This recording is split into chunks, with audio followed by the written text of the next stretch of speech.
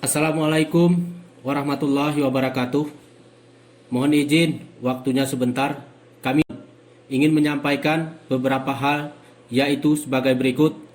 Berhubung pandemi COVID-19 ini belum berakhir, kami menghimbau kepada adik-adik murid yang berada di SMP IT Cendikia yang berada di Kampung Lemah Burbana untuk selalu mematuhi protokol kesehatan, di antaranya dengan gerakan 5M. Yang pertama, memakai masker.